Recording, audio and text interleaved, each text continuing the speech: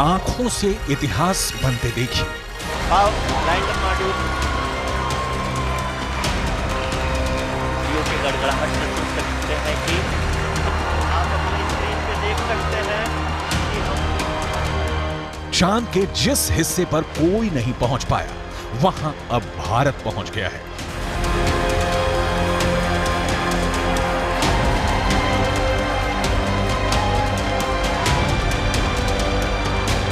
चांद के जिस टुकड़े को अभी तक किसी ने नहीं देखा, उसे इसरो ने दुनिया को साक्षात दिखा दिया है।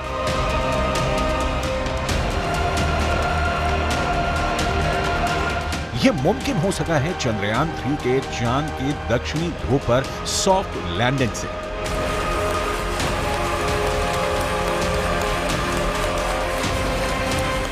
चंदा मामा बहुत दूर के हैं, अब एक दिन वो भी आएगा जब बच्चे कहा करेंगे, चंदा मामा बस एक टूर के हैं। अद्भुत,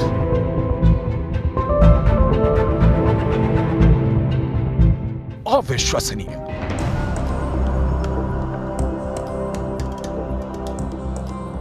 अकल्पनीय।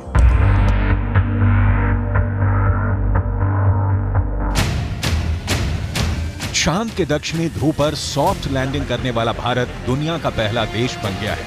चंद्रमा के दक्षिणी ध्रुव पर भारत की अमिट छाप छोड़कर भारत का चंद्रयान 3 ने वर्ल्ड रिकॉर्ड बना दिया है। चांद के दक्षिणी ध्रुव पर उतरकर उसके दीदार करने का सपना ऐसे तो दुनिया के सभी बड़े बड़े देश देख रहे थे, लेकिन जीत का सेहरा भारत के सिर सजा है। भारत चंद्रमा के उस दक्षिणी ध्रुव पर पहुंचा है जहां आज तक दुनिया का कोई भी देश नहीं पहुंच सका। अब आज के बाद से चांद से जुड़े मिथक बदल जाएंगे, कथानक भी बदल जाएंगे और नई पीढ़ी के लिए कहावतें भी बदल जाएगी। इसरो के मिशन कंट्रोल रूम में तालियों की गड़गड़ाहट के बीच चंद्रयान 3 का लैंडर विक्रम चांद के दक्षिणी ध्रुव पर उतर गया है।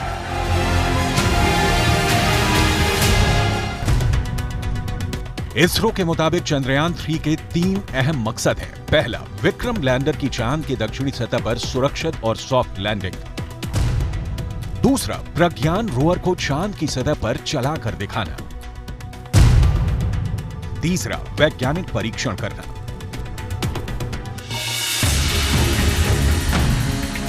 चांद के दक्षिणी ध्रुव की धरती पर दस्तक देना, यह एक ऐसा प्रोजेक्ट था जिसे ना तो अमेरिका का नासा पूरा कर सका, ना यूरोपियन यूनियन की स्पेस एजेंसी कर पाई। चीन तो सिर्फ सपना ही देखता रह गया। रूस का सफर आखिरी मुकाम से पहले धड़ाम हो गया, लेकिन भारत का चंद्र मिशन अब विश्व विजयी अभियान बनकर सामने आया है।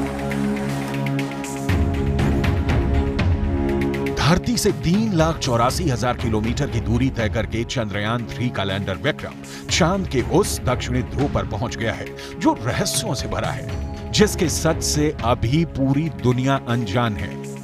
भारत के उदयमान भाग्य के आह्वान का है। अमृत काल की प्रथम प्रभा में सफलता की ये अमृत वर्षा हुई है। हमने धरती पर संकल्प लिया और चांद पर उसे साकार किया। और हमारे वैज्ञानिक साथियों ने भी कहा, India is now on the moon. आज हम अंतरिक्ष में नए भारत की नई उड़ान के साक्षी बने हैं। नासा का दावा है कि चांद के दक्षिणी ध्रुव पर बर्फ है।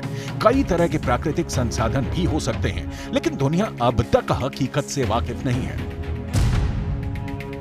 लेकिन अब विक्रम लैंडर के साथ गया प्रज्ञान रोवर इसे मुमकिन कर देगा। प्रज्ञान रोवर और विक्रम लैंडर 14 दिनों तक चांद के दक्षिणी ध्रुव के हर रहस्य से पर्दा उठाएंगे। नासा का मानना है कि चांद के दक्षिणी ध्रुव का बड़ा हिस्सा ऐसा है जहां सूरज की किरणें नहीं पड़ती। चांद के इस हिस्से में बड़े बड़े गड्ढे हैं जिसे अंतरिक्ष विज्ञान की भाषा में क्रेटर कहा जाता है। ज्यादातर गड्ढे ऐसे हैं जहां अरबों साल से अंधेरा है। नासा के मुताबिक गुप्त अंधेरे के बीच यहाँ बर्फ ही बर्फ जमा हो सकती है। चांद के दक्षिणी ध्रुव पर जमी बर्फ का विश्लेषण अब चंद्रयान 3 के विक्रम लैंडर के साथ गया प्रज्ञान रोवर करने वाला है।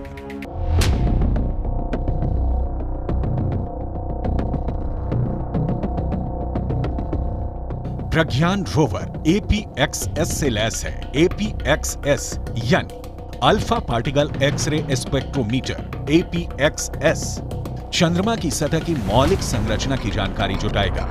ये चांद की सतह पर केमिकल और मिनरल का अध्ययन करेगा।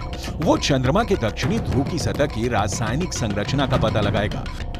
वहीं रोवर में लगा लिप्स यानी laser induced breakdown spectroscope landing site के आसपास की चांद की मिट्टी और चट्टानों में मैग्नीशियम और एल्यूमिनियम जैसे रासायनिक तत्व किस अनुपात में मौजूद हैं, इसका विश्लेषण करेगा। रोवर जो डेटा इकट्ठा करेगा उसे लैंडर के पास भेजेगा। लैंडर उसे प्रोपल्शन मॉड्यूल के पास भेजेगा। प्रोपल्शन मॉड्यूल में एस बैंड ट्रांसपोंडर भी लगा है जिसका सीधा संपर्क इंडियन डीप स्पेस नेटवर्क के पास रहेगा। यानी जो सिग्नल लैंडर रोवर से मिलेगा उसे एस बैंड ट्रांसपोंडर भारत को भेजेगा। प्रज्ञान के काम की शुरुआत लेजर बीम के साथ होगी। लेजर बीम की मदद से रोवर चंद्रमा की सतह के एक टुकड़े को पिघला देगा। इस प्रक्रिया में मौके से जो गैसें निकलेंगी, रोवर उन गैसों का विश्लेषण करेगा। अंदाजा ये भी है कि चांद के दक्षिणी ध्रुव पर अरबों सालों से पानी बर्फ के रूप में जमा हो सकता है। अगर चंद्रयान 3 के रोवर ने इसकी पुष्टि कर दी तो चंद्रमा पर जीवन की संभावनाओं से जुड़े सटीक संकेत मिल सकते हैं। अगर संकेत सकारात्मक रहे तो चांद पर इंसानों की बस्ती बसाने का सपना भी साकार हो सकता है। बड़ा सवाल है, चांद पर कैसे बसेगी इंसानों की बस्ती? चांद पर बसे शहर का नजारा कैसा दिखेगा? क्या चांद की जमीन पर भी धरती जैसी फसल लहराएगी? क्या चांद की धरती पर खेती मुमकिन है?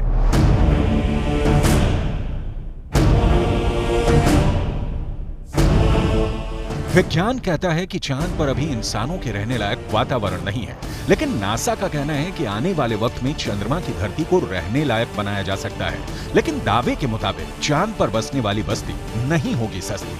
अंतरिक्ष में चंद्रमा धरती का सबसे करीबी पड़ोसी पिंड है। पिछले 6 दशकों में इंसानों ने 100 से भी अधिक मून मिशन को अंजाम दिया है। सभी मिशन को कामयाबी नहीं मिली, लेकिन इन मिशन ने चांद को सबसे ज्यादा खोजा जाने वाला स्थान बना दिया और अब चंद्रमा पर जीवन की संभावनाओं की तलाश हो रही है।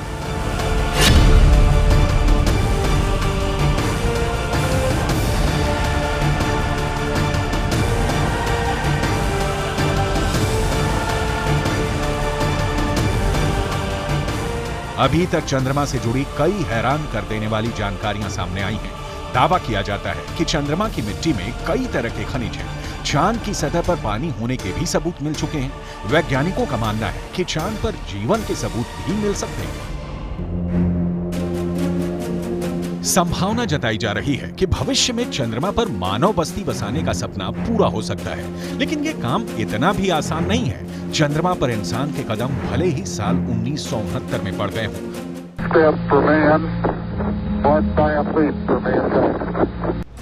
लेकिन कड़वी सच्चाई ये भी है कि 1972 के बाद से किसी भी अंतरिक्ष यात्री ने चांद पर कदम नहीं रखा। जब से इंसान ने चांद पर कदम रखा है तभी से वहां इंसानी बस्ती बसाने की चर्चा चल रही है। 1972 से अभी तक 51 सालों में कई मून मिशन भेजे गए और उससे जो जानकारी हासिल हुई उसके बाद से अब चांद पर मानव बस्ती का सपना जल्द आसान हो सकता है, लेकिन ये बहुत अधिक खर्चीला भी हो सकता है। क्योंकि अगर चंद्रमा पर कॉलोनी शुरू करने के लिए धरती से सामान भेजने होंगे तो ये काफी महंगा साबित होगा। एक अनुमान के मुताबिक सिर्फ 100 लोगों के लिए चांद पर जरूरी सामान भेजने के लिए करीब 1.25 लाख करोड़ रुपए का खर्च आएगा। ऐसे में अगर चांद पर इंसान को रहने लायक बस्ती बसानी है तो सबसे पहले रोटी, कपड़ा और मकान जैसी बुनियादी जरूरतों को पूरा करना होगा, जिसमें सांस लेने के लिए हवा, पीने के लिए पानी, पेट भरने के लिए खाना, हवा के दबाव से लैस रहने लायक जगह और रोशनी के लिए बिजली जरूरी होगी। दावा है कि इनमें से ज्यादातर जरूरतों को चांद से ही पूरा किया जा सकता है। चंद्रयान 1 की मदद से चांद पर पानी होने की पुष्टि हो चुकी है। पानी की खोज के बाद इसरो अब चांद पर जमी बर्फ का विश्लेषण करने में जुटा है, चांद की सतह की बनावट को समझने में लगा है। नासा के मुताबिक चांद के दक्षिणी ध्रुव पर बर्फ है। बर्फ के साथ साथ वहां दूसरे प्राकृतिक संसाधन भी हो सकते हैं। साल 1998 में नासा ने मून मिशन के तहत ये बताया था कि दक्षिणी ध्रुव पर हाइड्रोजन है। नासा का दावा है कि अधिक मात्रा में हाइड्रोजन होने की वजह से वहां बर्फ होने की संभावना है। इसके अलावा चांद के दक्षिणी ध्रुव पर बड़े बड़े पहाड़ और कई गड्ढे हैं। ज्यादातर गड्ढे ऐसे हैं जहां अरबों साल से अंधेरा है। अमेरिका के नासा के मुताबिक घुप अंधेरे के बीच यहां बर्फ का जमाव हो सकता है। अंदाजा यह भी है कि चांद के दक्षिणी ध्रुव पर अरबों सालों से पानी बर्फ के रूप में जमा हो सकता है। अगर चंद्रयान 3 का लैंडर और रोवर चांद पर बर्फ की मौजूदगी की पुष्टि कर देते हैं तो वहां मानव बस्ती बसाने की संभावना और बढ़ जाएगी। हालांकि इससे पहले भी चंद्रमा की सतह पर पानी होने के संकेत मिले थे। चांद के छाया में रहने वाले हिस्से में पानी के होने के संकेत मिल चुके हैं। वैज्ञानिकों को चांद के उस हिस्से में पानी होने के साक्ष्य भी मिले हैं जहां सूर्य का सीधा प्रकाश पड़ता है। ऐसे में अगर चंद्रयान 3 चांद के दक्षिणी ध्रुव पर पर्याप्त बर्फ होने की पुष्टि कर देता है तो चांद की सतह पर मौजूद बर्फीले पानी से इंसानों की बस्ती और चंद्रमा पर अर्थव्यवस्था के लिए आधार को तैयार करने में मददगार साबित हो सकती है। आइए रसायन विज्ञान की भाषा में समझ लेते हैं कि ये कैसे मुमकिन हो सकता है। रसायन विज्ञान में बर्फीले पानी का रासायनिक सूत्र होता है H2O। पानी एक एक अणु में हाइड्रोजन और ऑक्सीजन 2:1 के अनुपात में मौजूद होता है, यानी पानी के एक अणु को हाइड्रोजन और ऑक्सीजन में तोड़ा जा सकता है। H2O इक्वल्स H2 + O2, यानी पानी की मौजूदगी में चांद पर सांस लेने के लिए ऑक्सीजन बनाना आसान है। वहीं पानी से हाइड्रोजन और ऑक्सीजन को अलग करके ईंधन के तौर पर इस्तेमाल कर सकेंगे। साथ ही साथ पानी से चांद पर बिजली भी तैयार की जा सकती है। साफ है, चांद पर मौजूद पानी कई समस्याओं का समाधान हो सकता है। पानी के इस्तेमाल से सिंचाई के लिए खेती का काम भी आसान किया जा सकता है, क्योंकि चांद पर इंसानों की बस्ती को लेकर रिसर्च कर रहे वैज्ञानिकों को तब बड़ी कामयाबी मिली थी जब चांद की मिट्टी में पौधे उगाए गए। अपोलो 11 मिशन के दौरान करीब 22 किलो सामान चंद्रमा से लाया गया था।